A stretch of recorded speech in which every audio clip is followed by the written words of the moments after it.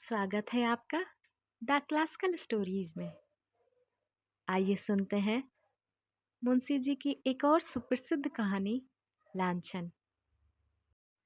मुंशी श्याम किशोर के द्वार पर मुन्नू मेहतर ने झाड़ू लगाई, गुसल खाना धो धो कर साफ किया और तब द्वार पर आकर गृहिणी से बोला, माँ जी देख लीजिए, सब साफ कर दिया।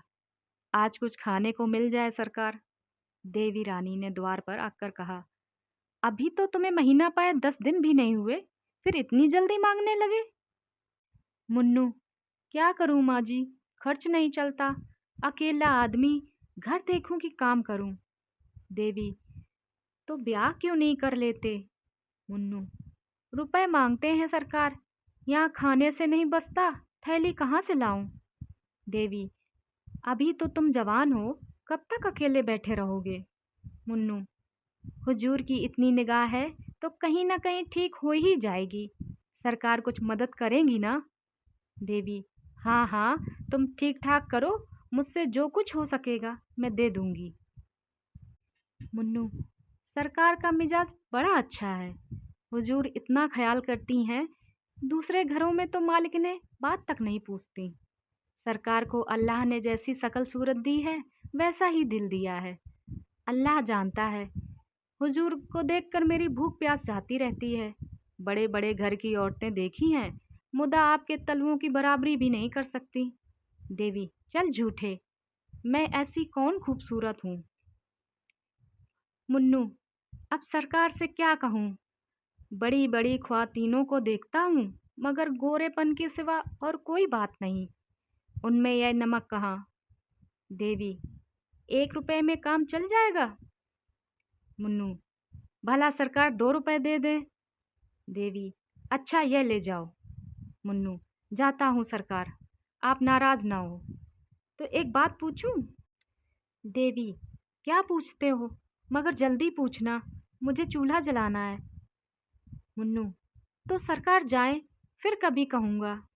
देवी, नहीं नहीं, कहो, क्या बात है, अभी कुछ ऐसी जल्दी भी नहीं है।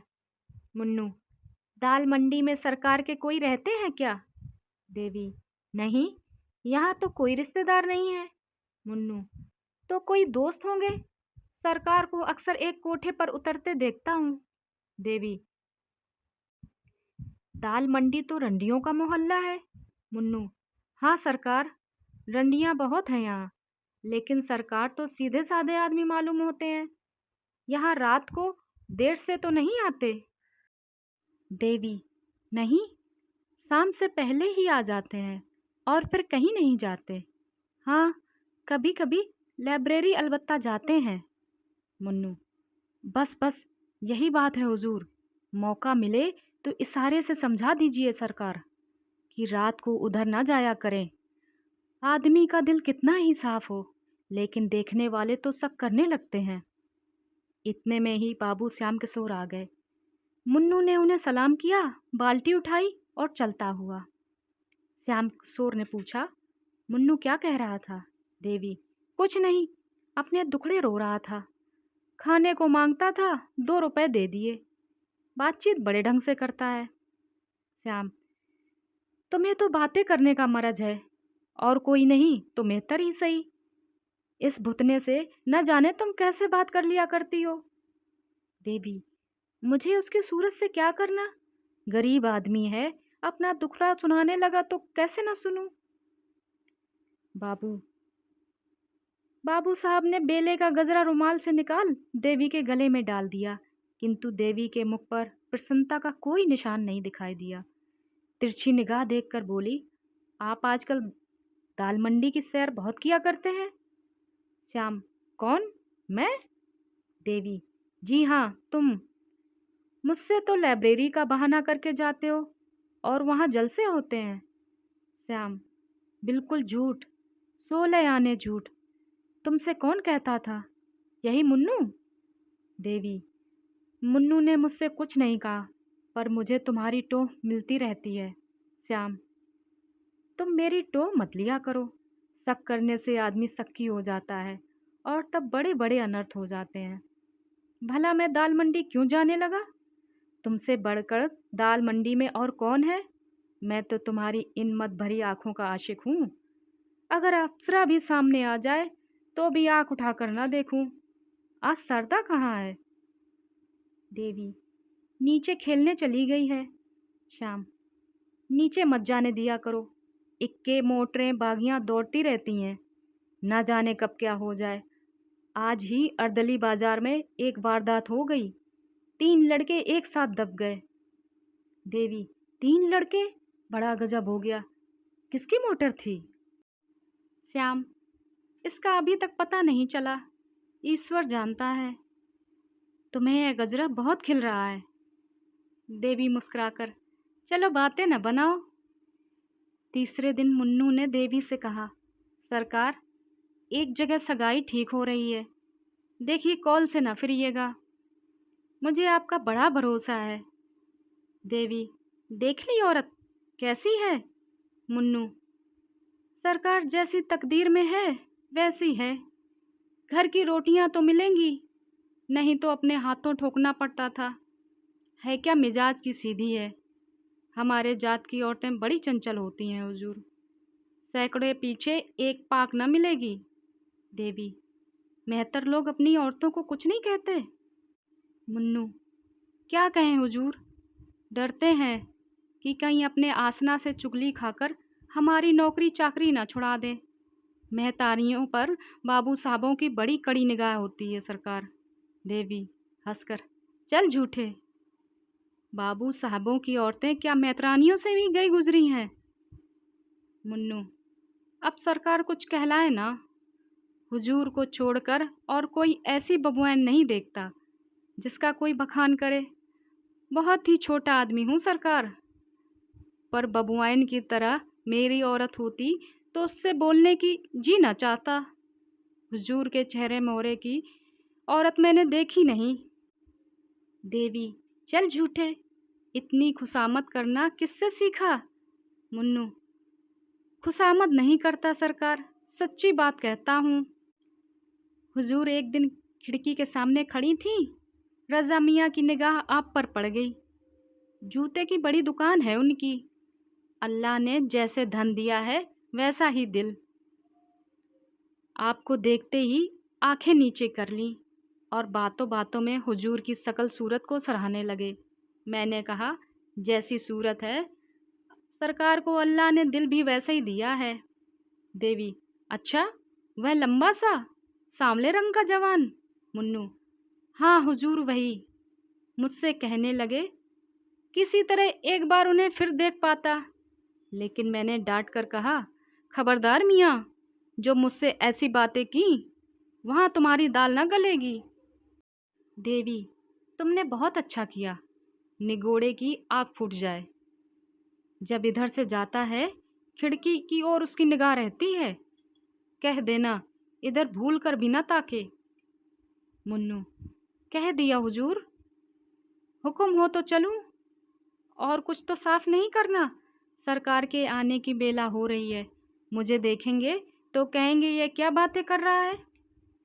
देवी, रोटियां लेते जाओ, आज चूल्हे से बच जाओगे। मुन्नू, अल्लाह हुजूर को सलामत रखे। मेरा तो यही जी चाहता है इसी द्वार पर पड़ा रहूं और एक टुकड़ा खा लिया करूं। सच कहता हूँ, हुजूर को देखकर भूख प्यास जाती रहती है। मुन्नू जा ही रहा था कि बाबू श्याम के स्वर ऊपर आ पहुँचे। मुन्नू की पिछली बात उनके कान में पड़ गई थी। मुन्नू ज्यों ही नीचे गया, बाबू साहब देवी से बोले, मैंने तुमसे कह दिया था कि मुन्नू को मुंह न लगाओ, पर तुम्हें मेरी बात न मानी। छोटे आदमी एक घर की बात दूसरे घर पहुंचा देते हैं, इन्हें कभी मुंह न लगाना चाहिए। भूख प्यास बंद होने की क्या बात थी? देवी, क्या जाने, भूख प्यास कैसी? ऐसी तो कोई बात न थी। श्याम, थी क्यों नहीं, मैंने साफ सुना। देवी, मुझे तो ख्याल नहीं आता होगी कोई बात, मैं कौन उसकी सारी बातें सुनने बैठती हूँ। श्याम, तो क्या यह दीवारों से बातें करता है? देखो, नीचे एक आदमी इस खिड़की की तरफ ताकता चला जाता है। इसी मोहल्ले का मुसलमान का लौंडा है, जूते की दुकान करता है, तुम क्यों इस खिड़की पर खड़ी रहती हो? देवी, चिक तो पड़ी हुई है।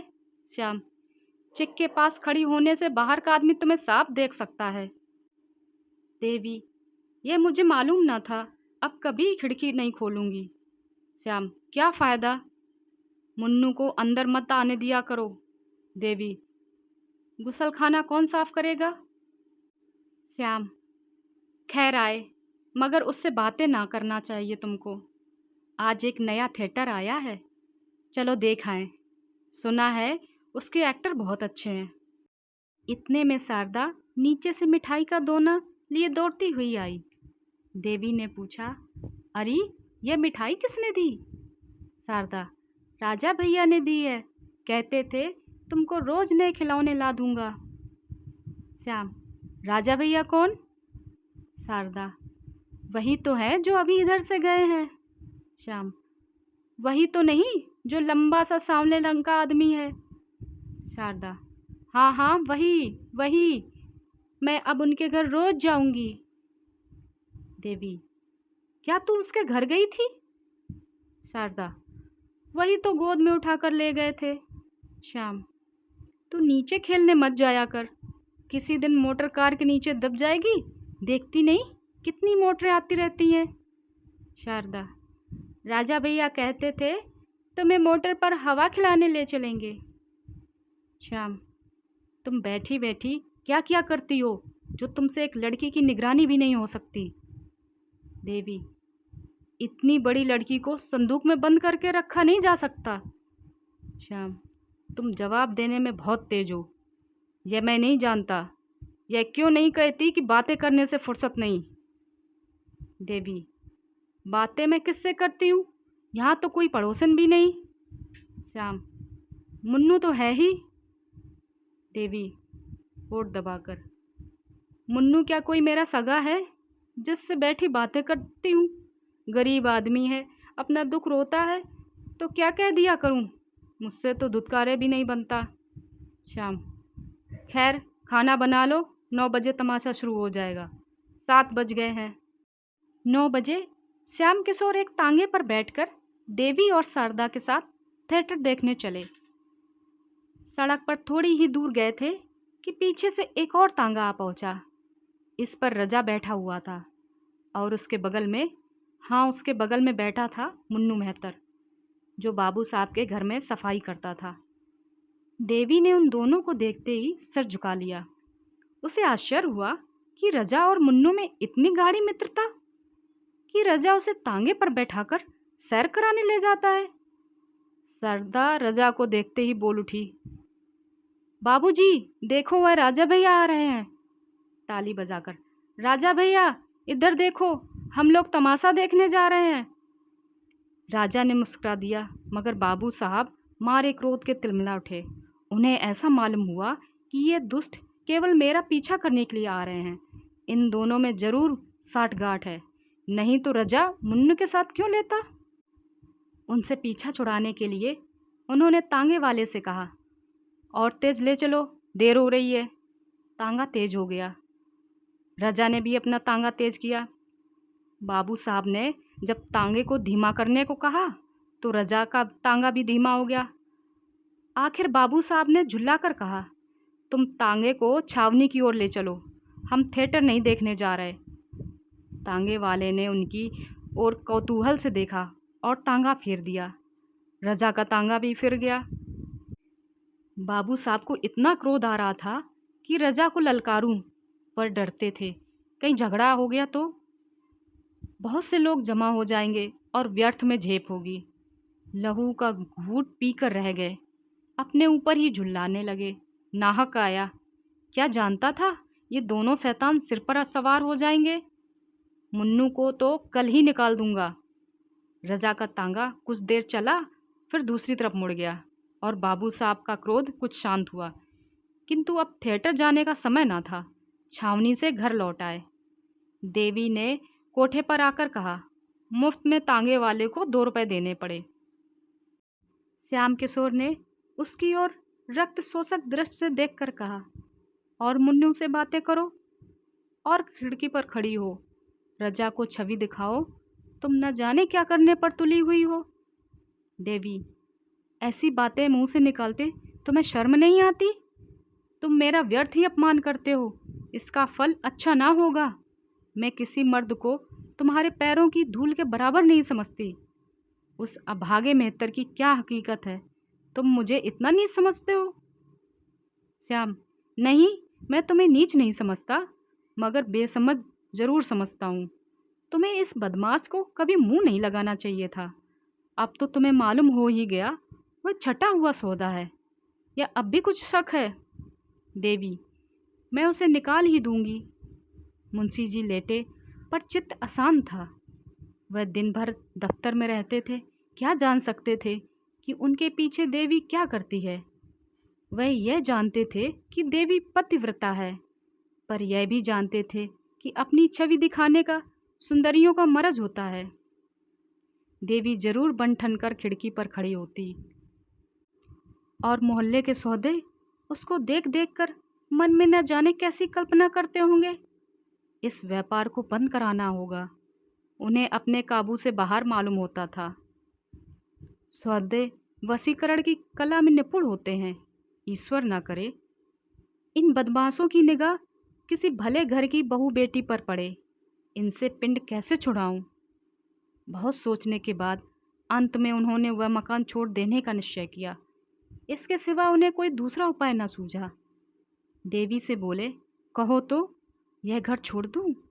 इन सौदों के बीच रहने से आबरू बिगड़ने का भय है। देवी ने आपत्ति भाव से कहा, जैसी तुम्हारी मर्जी। श्याम, आखिर तुम्ही कोई उपाय बताओ। देवी, मैं कौन सा उपाय बताऊं? और किस बात का उपाय? मुझे तो घर छोड़ने की कोई ज़रूरत नहीं मालूम होती। एक दो नहीं, लाख 2 लाख सौदे हों तो क्या? कुत्तों के भौंकने से क्या अपना मकान छोड़ दें? श्याम, कभी कभी कुत्ते काट भी लेते हैं। देवी ने इसका कोई जवाब न दिया, और तर्क करने की उसकी हिम्मत न पड़ी। भय था कि शक्की तो है ही, न जाने उसका क्या आशय समझ बैठे। तीसरे ही दिन श्याम बाबू ने वह मकान छोड़ दिया।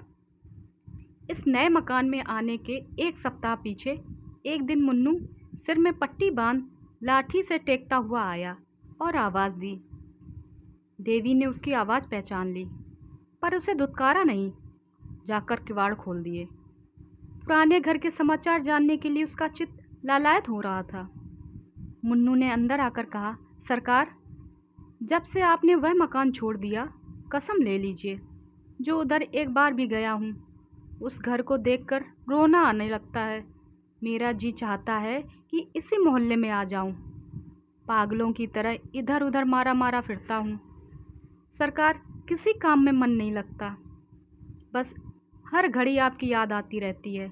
हुजूर जितनी परवाह करती थी उतनी कौन करेगा? यह मकान तो बहुत छोटा है।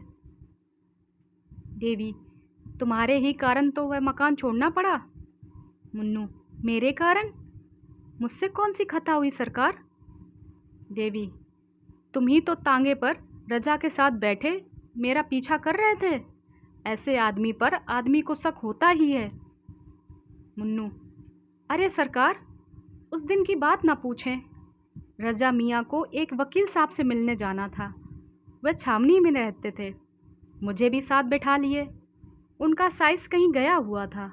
मारे लिहाज के आपके तांगे के आगे ना निकले। सरकार उसे सौदा कहती हैं।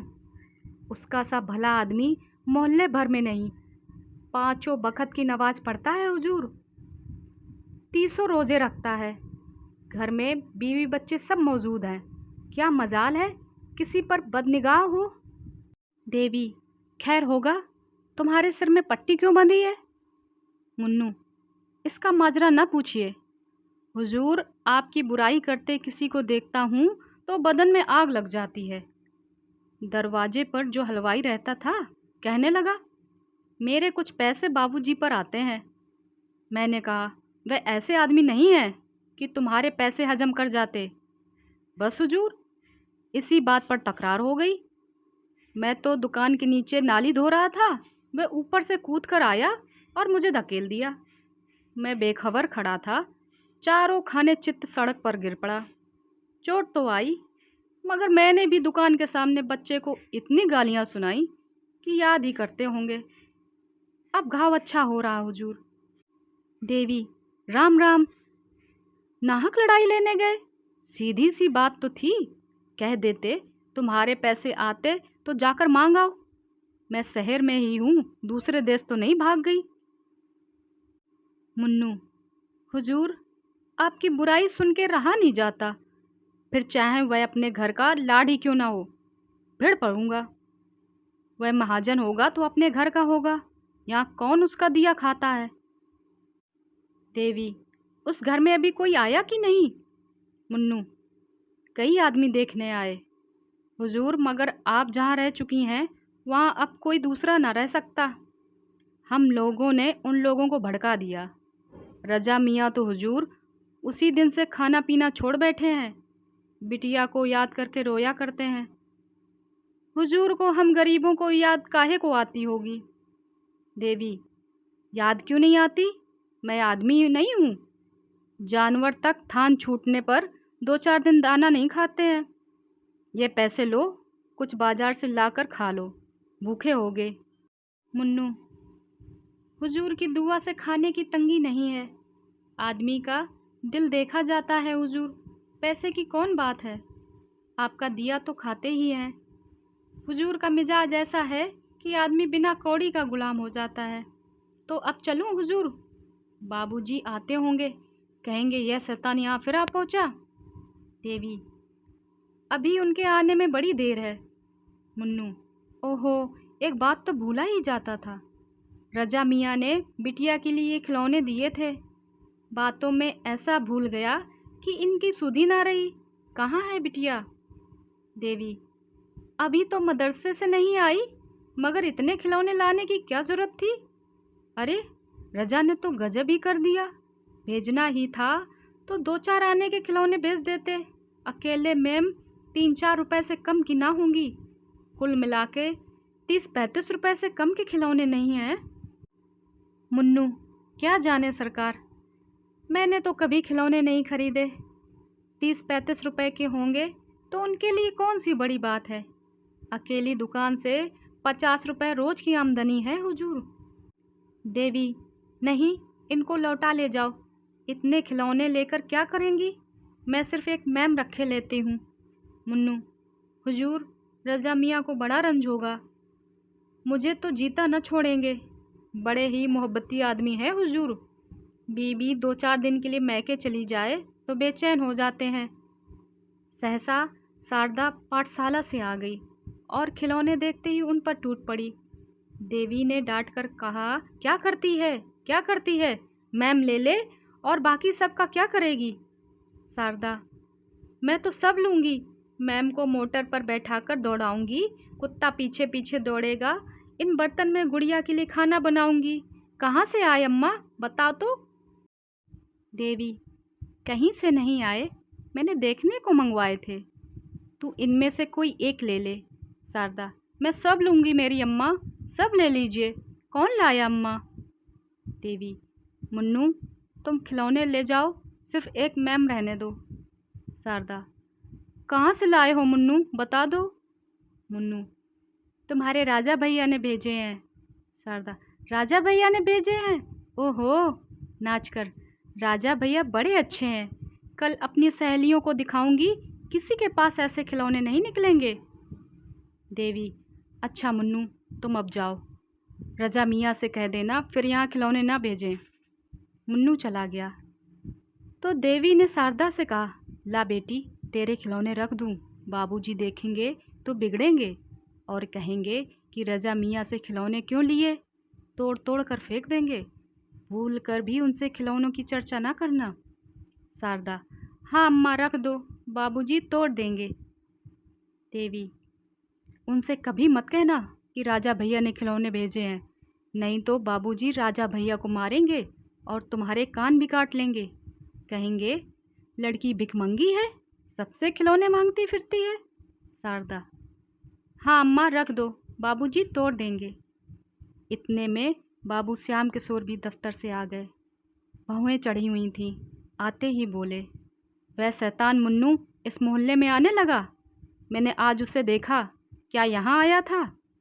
देवी हिचकिचाते हुए, हाँ आया तो था। श्याम, और तुमने आने दिया? मैंने मना किया था ना, उसे कभी अंदर कदम न रखने देना। देवी, आकर द्वार खटखटाने लगा तो क्या करती? श्याम, उसके साथ वह शोहदा भी रहा होगा।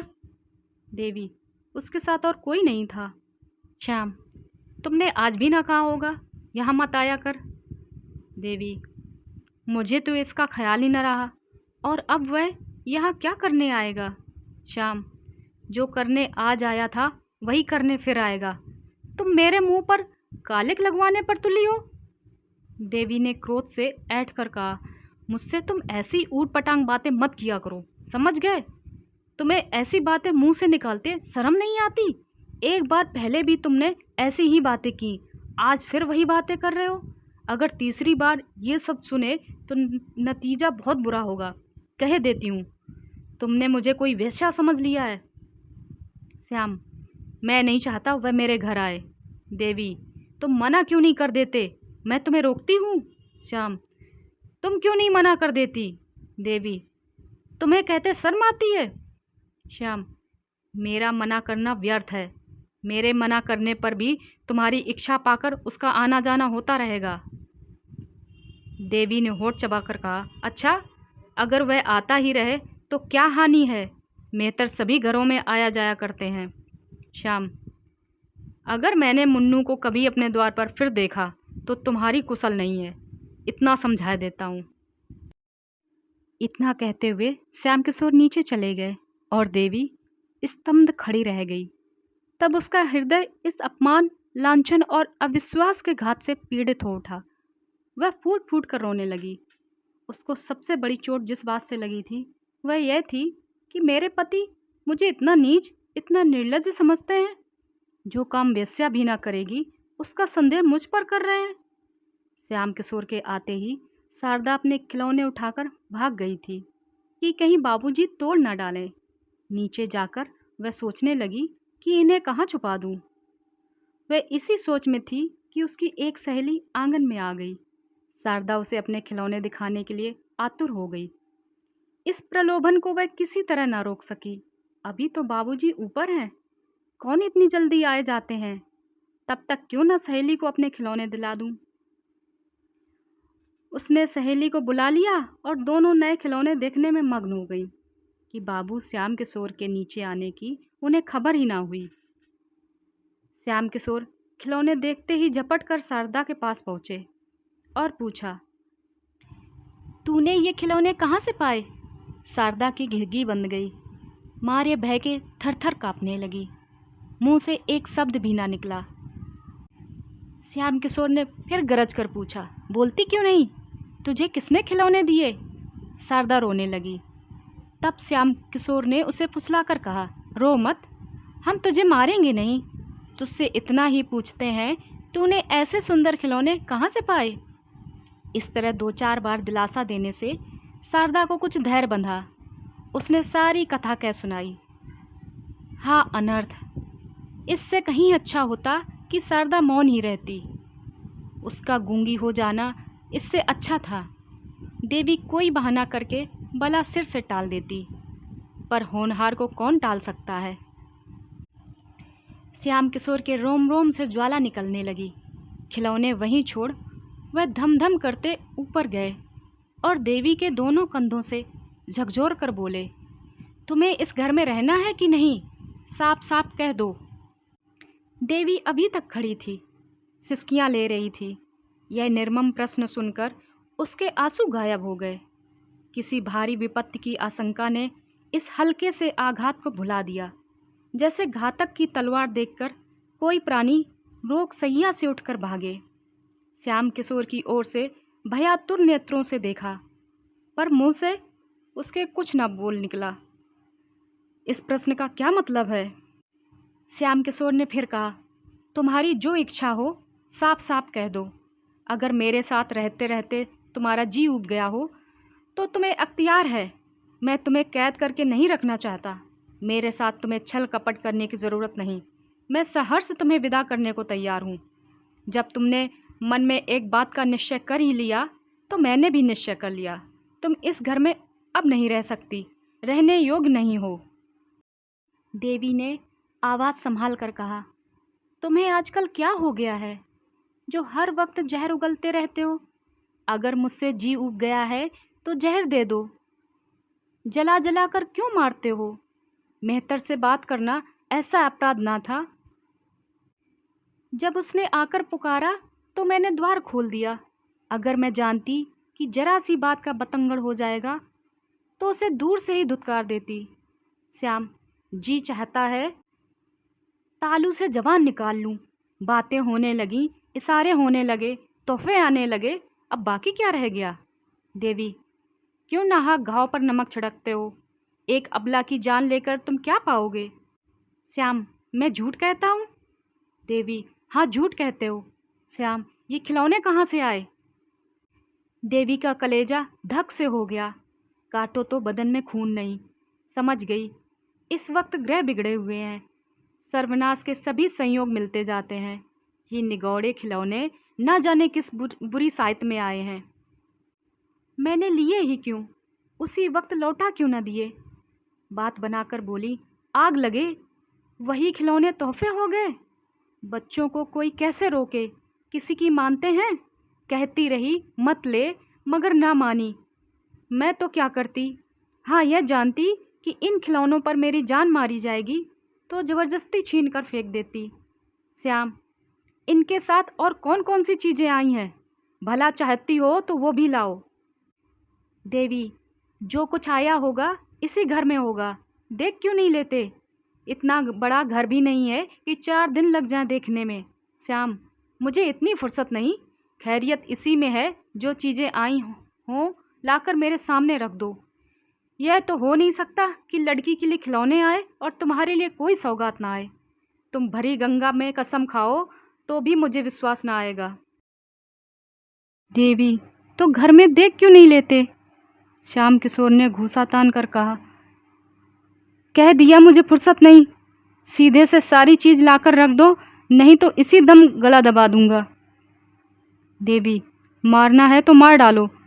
जो चीज़ें आई नहीं उन्हें मैं कहाँ से दिखा दूं? श्याम किशोर ने क्रोध से उन्मत्त होकर देवी को इतनी जोर का धक्का दिया कि चारों खाने चित्त जमीन पर गिर पड़ी।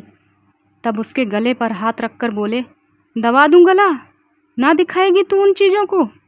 देवी, अरमान हो तो पूरे कर लो। श्याम, खून पी जाऊंगा, तूने समझा क्या है? देवी, अगर दिल की प्यास बुझती हो तो पी जाओ। श्याम, फिर तो उस मेहतर से बातें न करेगी?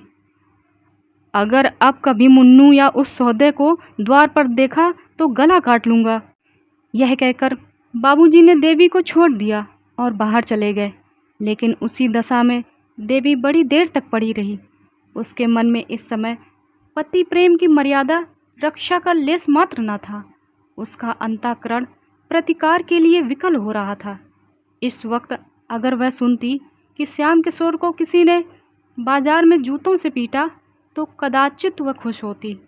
कई दिनों तक पानी से भीगने के बाद आज यह झोंका पाकर प्रेम की दीवार भूमि पर गिर पड़ी और मान की रक्षा करने वाली कोई साधना ना रही। आज केवल संकोच और लोकलाज की हल्की सी रस्सी रह गई थी जो एक झटके में टूट सकती है। श्याम किशोर बाहर चले गए तो शारदा भी अपने खिलौने लिए हुए घर से बाहर निकली। बाबूजी ने खिलौनों को देखकर कुछ नहीं कहा तो अब उसे किसकी चिंता, किसका भय? अब वह क्यों न अपनी सहेलियों को खिलौने दिखाए। सड़क के उस पार एक हलवाई का मकान था। हलवाई की लड़की अपने द्वार पर खड़ी थी। शारदा उसे खिलौने दिखाने चली। बीच में सड़क थी, सवारी गाड़ियों और मोटरों का तांता बंधा हुआ। शारदा को अपनी धुन में किसी बात का ध्यान ना रहा। बालोचित उत्सुकता से भरी हुई वह खिलौने लिए दौड़ी। वह क्या जानती थी, मृत्यु भी उसी तरह प्राणों का खिलौना खेलने के लिए दौड़ी आ रही है। सामने एक मोटर आती हुई दिखाई दी। दूसरी ओर से एक बग्घी आ रही थी। शारदा ने चाहा दौड़कर पार निकल जाए। मोटर ने बिगुल बजाया। शारदा ने जोर मारा कि सामने से निकल जाए, पर होनहार को कौन टालता। मोटर बालिका को रौंदती हुई चली गई। सड़क पर एक मांस की लोथ पड़ी रह गई।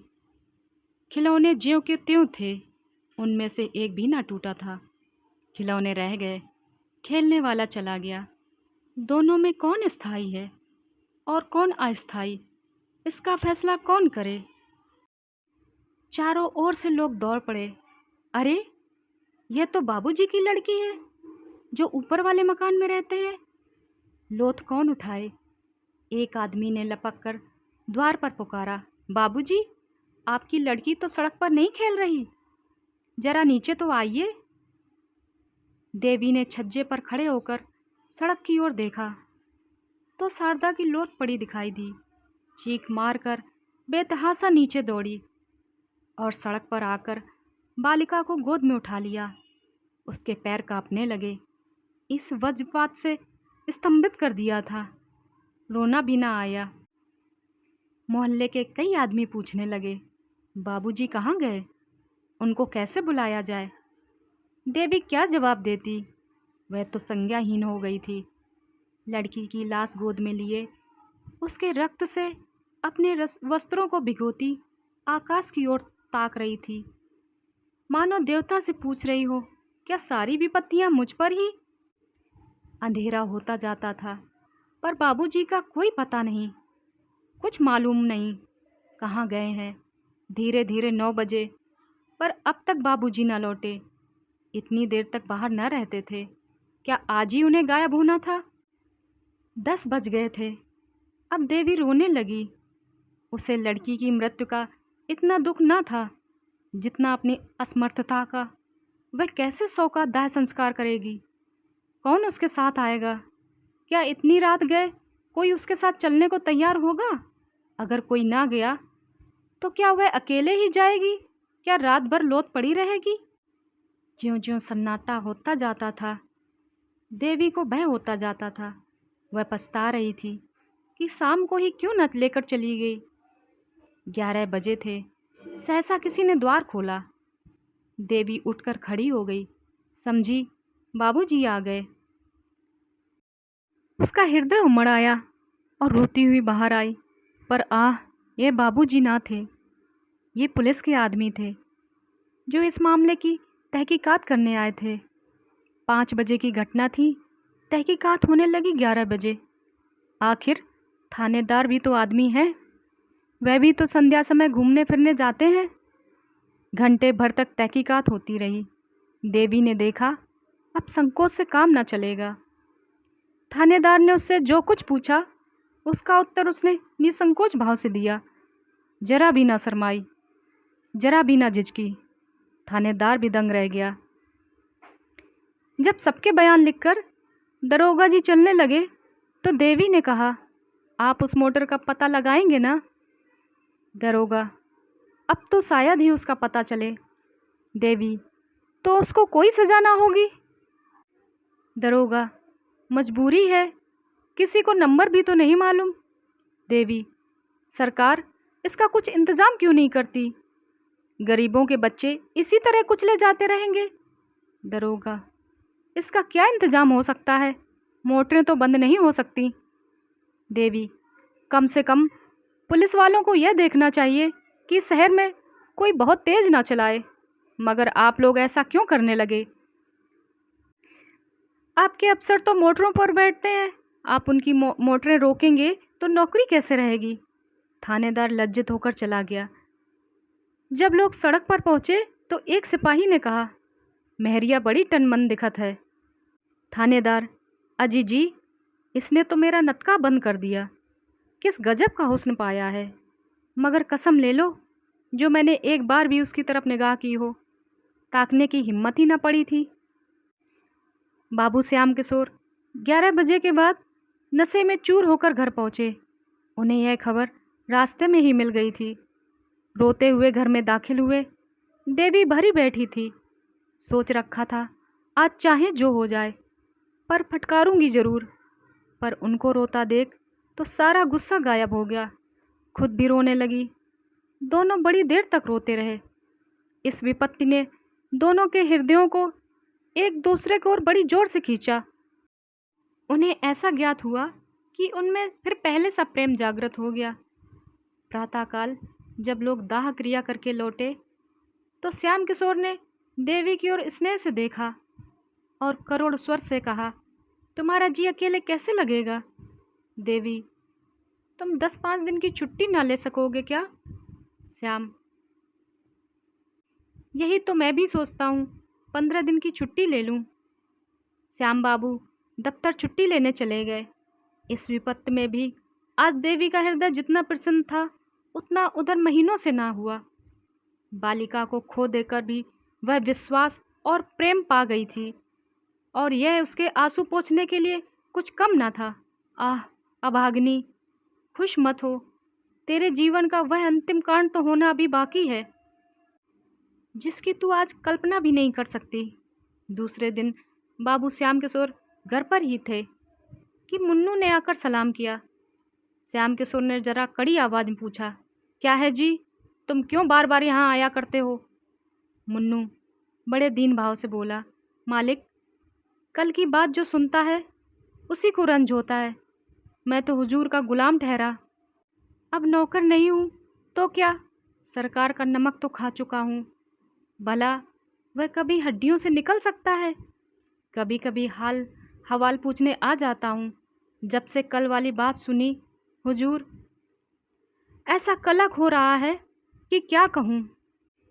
कैसी प्यारी प्यारी बच्ची थी कि देखकर दूर से दुख दूर हो जाता था। मुझे देखते ही मुन्नू मुन्नू करके दौड़ती थी। जब गैरों का यह हाल है तो हुजूर के दिल पर तो जो बीत रही होगी हुजूर ही जानते होंगे। श्याम बाबू कुछ नर्म होकर बोले, ईश्वर की मर्जी, इंसान का क्या चारा। मेरा तो घर ही अंधेरा हो गया, अब यहाँ रहने को जी नहीं चाहता। मालकिन तो और भी बेहाल होंगी।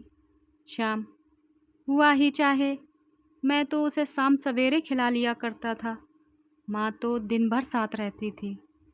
मैं तो काम धंधों में भूल भी जाऊंगा, वह कहाँ भूल सकती है। उसको तो सारी जिंदगी का रोना है। पति को मुन्नू से बातें करते सुन देवी ने कोठे पर से आंगन की ओर देखा। मुन्नू को देखकर उसकी आंखों में आंसू भर आए। बोली, मुन्नू, मैं तो लुट गई। मुन्नू, हुजूर अब सब्र कीजिए, रोने धोने से क्या फ़ायदा। यही सब अंधेर देखकर कभी कभी अल्लाह मियाँ को जालिम कहना पड़ता है। जो बेईमान हैं, दूसरों का गला काटते फिरते हैं, उनसे अल्लाह मियाँ भी डरते हैं। जो सीधे साधे और सच्चे हैं, उन्हीं पर आफत आती है। मुन्नू देवी को दिलासा देता रहा। श्याम बाबू भी उसकी बातों का समर्थन करते जाते थे। जब वह चला गया तो बाबू साहब ने कहा, आदमी तो बुरा नहीं मालूम होता। देवी ने कहा, मोहब्बती आदमी है, रंज ना होता तो यहाँ क्यों आता। 15 दिन गुजर गए। बाबू साहब फिर दफ्तर जाने लगे। मुन्नू इस बीच में फिर कभी ना आया। अब तक तो देवी का दिन पति की बातों से कटने लगा था, लेकिन अब उनके चले जाने पर उसे बार बार शारदा की याद आती। प्रायः सारा दिन रोते ही कटता। मोहल्ले की 2-4 नीच जाति की औरतें आती थीं, लेकिन देवी उनसे क्या मन बहलाती। वो झूठी सहानुभूति दिखाकर देवी से कुछ ऐंठना चाहती थी।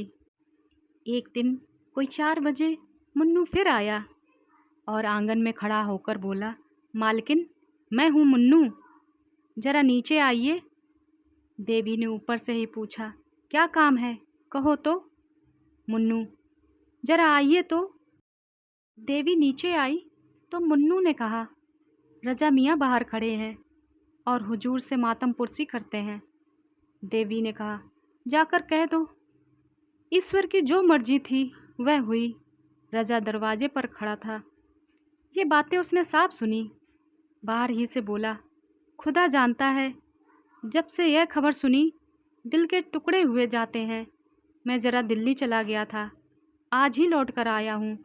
अगर मेरी मौजूदगी में यह वारदात हुई होती तो और क्या हो सकता था, मगर मोटर वाले को बिना सजा कराए न छोड़ता, चाहे वह किसी राजा की ही मोटर होती। सारा शहर छान डालता। बाबू साहब चुपके होकर बैठे रहे। यह भी कोई बात है? मोटर चलाकर क्या कोई किसी की जान लेगा? फूल सी मासूम बच्ची को जालिमों ने मार डाला। हाय, अब कौन मुझे राजा भैया कहकर पुकारेगा? खुदा की कसम, उसके लिए दिल्ली से टोकरे भर खिलौने लाया हूँ। क्या जानता था यहाँ यह सितम हो गया। मुन्नू देख, यह ताबीज़ ले जा और बहू जी को दे दे। इसे अपने जूड़े में बांध लेंगी। खुदा ने चाहा तो उन्हें किसी तरह की दहशत या खटका न रहेगा। उन्हें बुरे बुरे ख्वाब दिखाई देते होंगे। रात को नींद उचट जाती होगी। दिल घबराया करता होगा। ये सारी शिकायतें इस ताबीज़ से दूर हो जाएंगी। मैंने एक पहुँचे हुए फ़कीर से यह ताबीज़ लिखवाया है। इसी तरह से रजा और मुन्नू उस वक्त तक ना टले जब तक द्वार से बाबू साहब आते ना दिखाई दिए। श्याम किशोर ने उन दोनों को जाते देख लिया। ऊपर जाकर गंभीर स्वर से बोले, रजा क्या करने आया था? देवी, यूं ही मातम पुरसी करने आया था। आज दिल्ली से आया है। यह खबर सुनकर दौड़ा आया।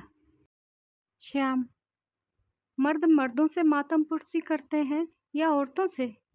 देवी, तुम न मिले तो मुझी से शोक प्रकट करके चला गया। श्याम, इसके यह माने हैं कि जो आदमी मुझसे मिलने आए वह मेरे ना रहने पर तुमसे मिल सकता है। इसमें कोई हर्ज नहीं। क्यों? सबसे मिलने में थोड़े ही जाती हूँ। श्याम, तो रजा, ये क्या मेरा साला या ससुरा है? देवी, तुम तो जरा सी बात पर झल्लाने लगते हो। श्याम, यह जरा सी बात है? एक भले घर की स्त्री एक सौदे से बातें करे, ये जरा सी बात है? तो बड़ी बात किसे कहते हैं? यह जरा सी बात नहीं कि यदि मैं तुम्हारी गर्दन घोट दूं तो मुझे पाप भी ना लगेगा। देखता हूँ फिर तुमने वही रंग पकड़ा। इतनी बड़ी सजा पाकर भी तुम्हारी आंखें न खुलीं। अब की क्या मुझे ले बीतना चाहती हो? देवी सन्नाटे में आ गई। एक तो लड़की का शोक, उस पर यह अपशब्दों की बौछार और भीषण आक्षेप। उसके सिर में चक्कर सा आ गया। बैठकर रोने लगी। इस जीवन से तो मौत कहीं अच्छी। केवल यही शब्द उसके मुंह से निकले। बाबू साहब गरज कर बोले, यही होगा। मत घबराओ, मत घबराओ, यही होगा। तुम मरना चाहती हो तो मुझे भी तुम्हें अमर होने की आकांक्षा नहीं है। जितनी जल्द तुम्हारे जीवन का अंत हो जाए उतना ही अच्छी। तुम में कलंक तो न लगेगा। देवी सिसकियां लेते हुए बोली, क्यों एक अबला पर इतना अन्याय करते हो? तुम्हें जरा भी दया नहीं आती? श्याम, मैं कहता हूँ चुप रह। देवी, क्यों चुप रहूं? क्या किसी की जबान बंद कर दोगे? श्याम, फिर बोले जाती है। मैं उठकर सिर तोड़ दूंगा। देवी, क्यों सिर तोड़ दोगे? कोई जबरदस्ती है? श्याम, अच्छा तो बुला, देखे तो कौन तेरा हिमायती है। यह कहते हुए श्याम बाबू झल्ला कर उठे और देवी को कई थप्पड़ और घूंसे लगा दिए, मगर वह न रोई न चिल्लाई, न जबान से एक शब्द निकाला। केवल अर्थशून्य नेत्रों से पति की ओर ताकती रही, मानो यह निश्चय करना चाहती है कि यह आदमी है या कुछ और। जब श्याम किशोर मार मार कर अलग खड़े हो गए तो देवी ने कहा, दिल के अरमान अभी ना निकले हों तो और निकाल लो, फिर शायद यह अवसर ना मिले। श्याम किशोर ने जवाब दिया, सिर काट लूँगा सिर। तू है किस फेर में? यह कहते वो नीचे चले गए। झटके के साथ किवाड़ खोले, धमाके के साथ बंद किए और कहीं चले गए। अब देवी की आंखों से आंसू की नदी बहने लगी। रात के 10 बज गए थे, पर श्याम किशोर घर न लौटे। रोते रोते देवी की आंखें सूज गई थीं। क्रोध में मधुर स्मृतियों का लोप हो जाता है। देवी को ऐसा ज्ञात होता है कि श्याम किशोर को उसके साथ कभी प्रेम ही ना था। हाँ, कुछ दिनों वह उसका मुंह जरूर जोहते रहते थे, लेकिन वह सब बनावटी प्रेम था। उसके यौवन का आनंद लूटने के लिए ही उससे मीठी मीठी प्यार की बातें की जाती थीं। उसे छाती से लगाया जाता था, उसे कलेजे पर सुलाया जाता था। वह सब दिखावा था, स्वांग था। उसे याद ही ना आता था कि कभी उससे सच्चा प्यार किया गया हो। अब वह रूप नहीं रहा, वह यौवन नहीं रहा, वह नवीनता नहीं रही। फिर उसके साथ क्यों ना अत्याचार किए जाए? उसने सोचा, कुछ नहीं, अब इनका दिल मुझसे फिर गया है। नहीं तो क्या जरा सी बात पर मुझसे यूं टूट पड़ते? कोई न कोई लांछन लगाकर मुझसे गला छुड़ाना चाहते हैं। यही बात है तो मैं क्यों न इनकी रोटियां और इनकी मार खाने के लिए इस घर में पड़ी हूँ। जब प्रेम ही ना रहा तो मेरे यहाँ रहने को धिक्कार है। मैके में कुछ ना सही, यह दुर्गत तो ना होती। इनकी यही इच्छा है तो यही सही, मैं भी समझ लूँगी कि विधवा हो गई। ज्यों ज्यों रात गुजरती थी, देवी के प्राण सूखे जाते थे। उसे यह धड़का समाया हुआ था कि कहीं वह आकर फिर न मारपीट शुरू कर दे। कितने क्रोध भरे हुए यहाँ से गए हैं, वह रही तकदीर। अब मैं इतनी नीच हो गई कि मेहतरों जूते वालों से आशनाई करने लगी। इस भले आदमी को ऐसी बातें मुंह से निकालते शर्म भी नहीं आती। ना जाने इनके मन में ऐसी बातें कैसे आती हैं। कुछ नहीं, ये स्वभाव के नीच हैं, दिल के मैले स्वार्थी आदमी हैं। नीचों के साथ नीच ही बनना चाहिए। मेरी भूल थी कि इतने दिनों से इनकी घुड़कियां सहती रही। जहाँ इज्जत नहीं, मर्यादा नहीं, प्रेम नहीं, विश्वास नहीं, वहाँ रहना बेहयाई है। कुछ मैं इनके हाथे बिक गई हूँ क्या? यह जो चाहें वह करें, मारे या काटें, पड़ी सहा करूँ। सीता जैसी पत्नियाँ होती थीं तो राम जैसे पति भी होते थे। देवी को ऐसी शंका होने लगी कि कहीं श्याम किशोर आते ही सचमुच उसका गला न दबा दे या छुरी न भोंक दे। वह समाचार पत्रों में ऐसी कई हरजाइयों की घटनाएं पढ़ चुकी थी। शहर में ही ऐसी कई घटनाएं घट चुकी थीं। मारे भय के थर थर काँप उठी। यहाँ रहने से प्राणों की कुशल न थी। देवी ने कपड़ों की एक छोटी सी बक्ची बांधी और सोचने लगी, यहाँ से कैसे निकलूं और फिर यहाँ से निकलकर जाऊं कहाँ? कहीं इस वक्त मुन्नू का पता लग जाता तो बड़ा काम निकलता। वह मुझे क्या मैके न पहुँचा देता? एक बार मैके पहुँच जाती तो फिर लाला सिर पटकते रह जाते, भूल कर भी ना आऊँ। यह भी क्या याद करेंगे? रुपए क्यों छोड़ दूँ जिससे मज़े से गुलछर्रे उड़ाएं? मैंने ही तो काट छाट कर जमा किए हैं। इनकी कौन सी ऐसी बड़ी कमाई थी? खर्च करना चाहती तो कौड़ी न बचती। पैसा पैसा जमा करती रहती थी। देवी ने जाकर नीचे के किवाड़ बंद कर दिए। फिर संदूक खोलकर अपने सारे जेवर और रुपए निकालकर बक्ची में बांध लिए। सब के सब करेंसी नोट थे, विशेष बोझ भी ना हुआ। यकायक किसी ने सदन दरवाजे में जोर का धक्का मारा। देवी सहम गई। ऊपर से झाँक कर देखा, श्याम बाबू थे। उसकी हिम्मत न पड़ी कि वह जाकर द्वार खोल दे। फिर तो श्याम बाबू ने इतने जोर से धक्के मारने शुरू किए मानो किवाड़ ही तोड़ देंगे। इस तरह द्वार खुलवाना ही उनके चित्त की दशा को साफ प्रकट कर रहा था। देवी शेर के मुंह में जाने का साहस न कर सकी। आखिर श्याम किशोर ने चिल्लाकर कहा, ओ डैम, किवाड़ खोल, ओ ब्लडी, किवाड़ खोल, अभी खोल। देवी की रही सही हिम्मत जाती रही। श्याम किशोर नशे में चूर थे। होश में शायद दया आ जाती, इसलिए शराब पी कर आए थे। किवाड़ तो ना खोलूंगी, चाहे तोड़ ही डालो। अब तुम मुझे इस घर में ना पाओगे। मारोगे कहाँ से?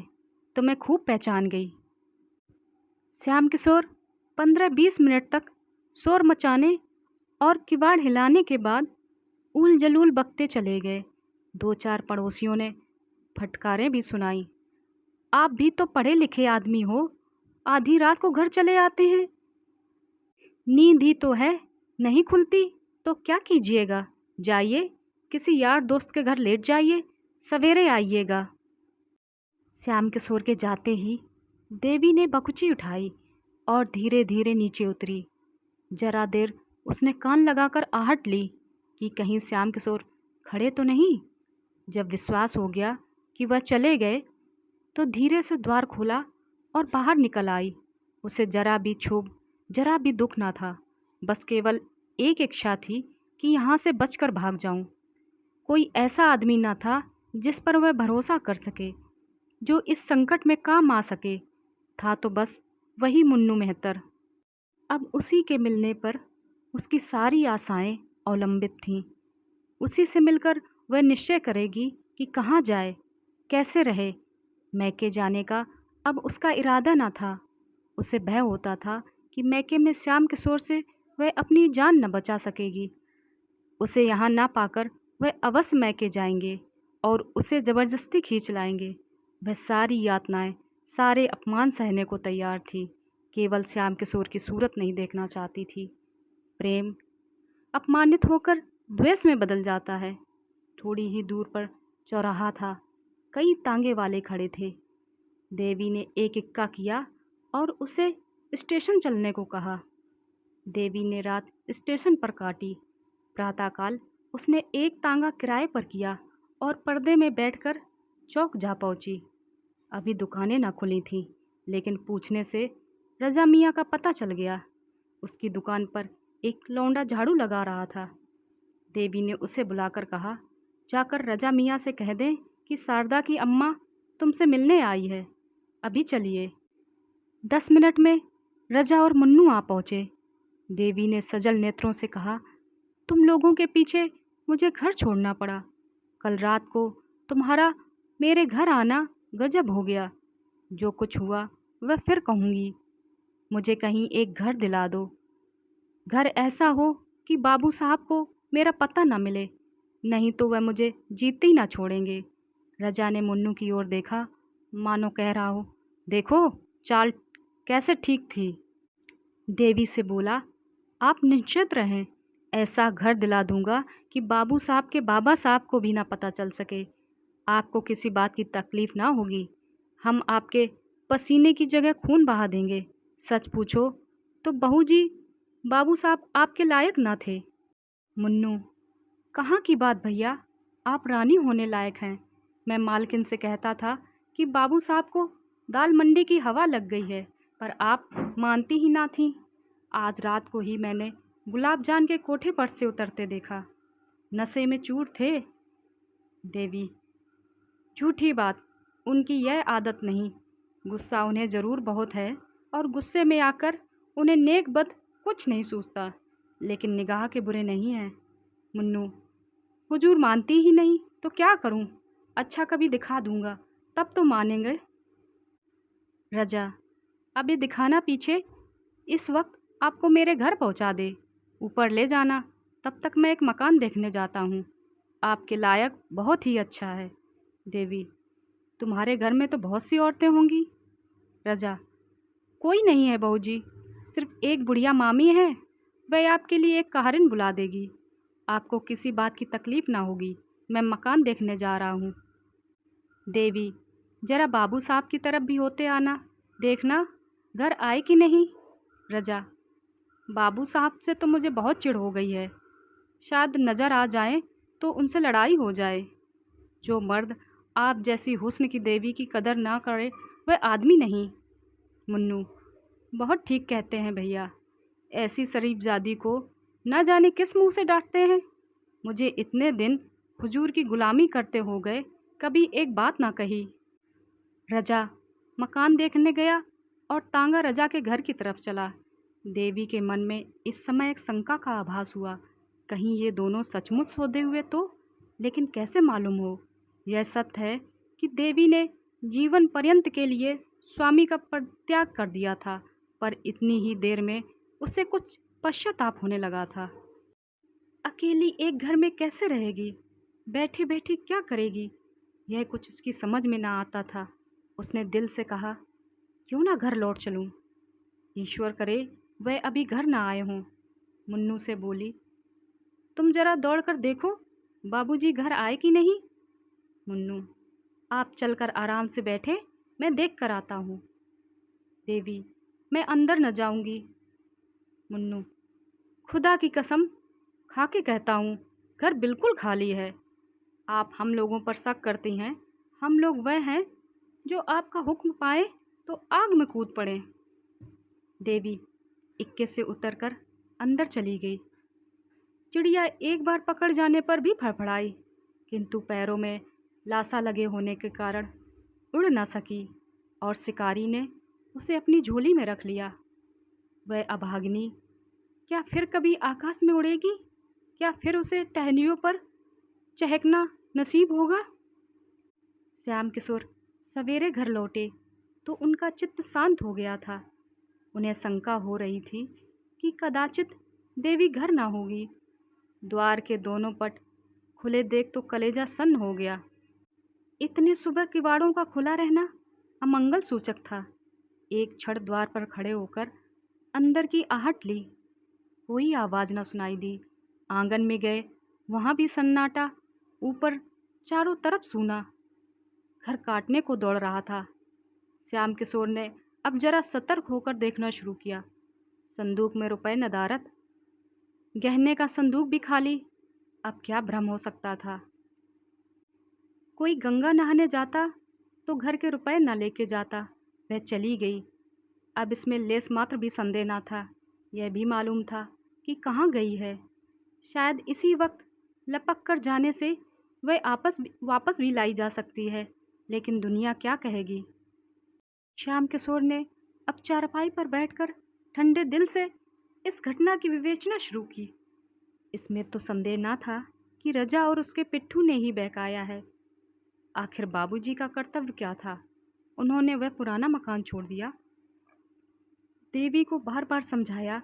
इसके उपरांत वह क्या कर सकते थे? क्या मारना अनुचित था? अगर एक क्षण के लिए अनुचित मान भी लिया जाए तो क्या देवी को इसी तरह घर से निकल जाना चाहिए था? कोई दूसरी स्त्री जिसके हृदय में पहले से विष न भरा होता, केवल मार खाकर घर से निकल जाती। अवश्य ही देवी का हृदय कलुषित हो गया था। बाबू साहब ने फिर सोचा, अभी जरा देर में मेहरी आएगी। वह देवी को घर में न देखकर पूछेगी तो क्या जवाब दूंगा? धीरे धीरे सारे मोहल्ले में यह खबर फैल जाएगी। हाय भगवान, क्या करूं? श्याम किशोर के मन में इस वक्त जरा भी पश्चाताप, जरा भी दया न थी। अगर देवी किसी तरह उन्हें मिल जाती तो वह उसकी हत्या कर डालने में जरा भी पशोपेश न करते। उसका घर से निकल जाना, चाहे आवेश के सिवा उसका और कोई कारण ना हो, उनकी निगाह में अक्षम था। क्रोध बहुधा विरक्ति का रूप धारण कर लिया करता है। श्याम किशोर को संसार से घृणा हो गई थी। जब अपनी पत्नी ही दगा दे जाए तो किसी से क्या आशा की जाए? जिस स्त्री के लिए हम जीते भी हैं और मरते भी, जिसको सुखी रखने के लिए हम अपने प्राणों का बलिदान कर देते हैं, जब वह अपनी ना हुई तो फिर दूसरा कौन अपना हो सकता है? इसी स्त्री को प्रसन्न रखने के लिए उन्होंने क्या नहीं किया?